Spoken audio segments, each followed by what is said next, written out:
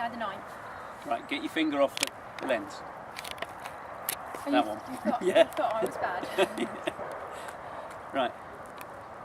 Hello, this is Toby. I'll just introduce you to Toby, who I'm having 10 riding lessons on, and in the 10th lesson the challenge is for Kay to teach me to clear a 70 centimetre jump, preferably with some style and in safety. It's looking like the style may fall by the wayside, but Kay is fairly hopeful we'll have some safety. So Toby, I think, is short for Tobermory. That's it, Toby. One of the Wombles for the older watchers. And Kay gave a talk at the Beta conference on rider participation, and unfortunately I was there, and Kay's riding school, Rockstar Equitation, isn't far from where I live, so I ended up challenging Kay to teach me very quickly to ride a horse. Kay, do you want to say a little bit about Rockstar, how long you've been an instructor and how you came to have a riding school? So we established in 2011, but we actually started the build in 2010. So when I took over the ownership of this land, it was literally just a cow field of nearly 13.5 acres.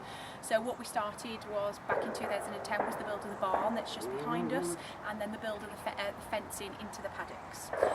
We then launched to the public as Rockstar Equitation Centre in October 2011, and since then we've just been growing and increasing equine participation, probably with our biggest form of rider being the lady aged 40 to 60 who's re-engaging back into the saddle. We also now have a mini members club, so Sundays are full of our little kiddies from 4 years upwards. The main ethos of Rockstar Equitation Centre is ethical equine training that centres the horse at the focus and gives people the opportunity to understand what they're doing, so the rider becomes way more independent and secure and feels as though they can do it when the coach is not stood in the arena. So I didn't realise you'd only been teaching for 4 years. No, I've been teaching we've been open and operating for 4 years. I've been teaching for 20. Oh, I thought I'd got a beginner as a teacher then. I thought we were in real trouble. Yeah, no. So I'm accredited BHS instructor, and I'm a CC UK coach level 2. I've got my stage 4 and working towards my intermediate this year with the British Horse Society. I've been coaching for 20 years, but I was an equine lecturer for 11 years and equine course manager at South Staffs College, and I decided to take voluntary redundancy from those in 2011 and plough my redundancy and life savings into the build of this place. So that's obviously how Rockstar came about. Okay, so in terms of my riding lessons, had 6. Yeah. What have we covered, and what are your thoughts for the next 4? Okay, so we know we're moving into week 7 today.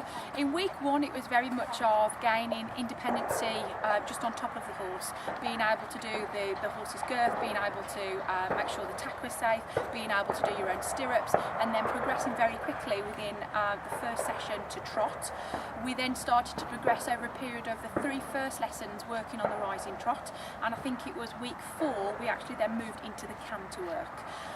The trot work and the rising work is becoming quite secure and independent now. There are times when we need to work on Peter's upper core and get him a little bit straighter and a little bit stronger through the upper body. Peter hasn't got a core, unfortunately. But we're working on that, and the lower leg has become a lot stiller. We did have a lot of movement in the first 3 weeks of the lower leg. We then moved on to the canter work at week 4. There's a lot of development needed in the seat, but we are cantering. Whether or not by week 10 we have style over a fence, but my aim is by week 10 as to have mastered the challenge, and I have got Peter and Toby over a set of ground poles to a show jump of the approximate 70 centimetres. Style might not be there, but like I say, the challenge will have been completed. And a couple of tips for beginners.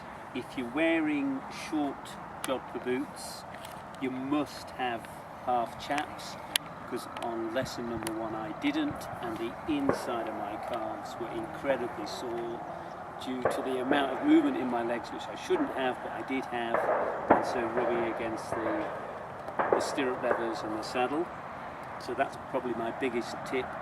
And for male riders, I would say 2 pairs of underpants, 2 sizes too small, so that you protect your Niagara Falls and are kept safe from bouncing on the seat. Safe is good. Yeah, safe is good. But so this lesson, you'll see us progress back into the trot work. We're going to work from the trot work over ground poles, because I've said we're going to start to increase the amount of ground pole work we do.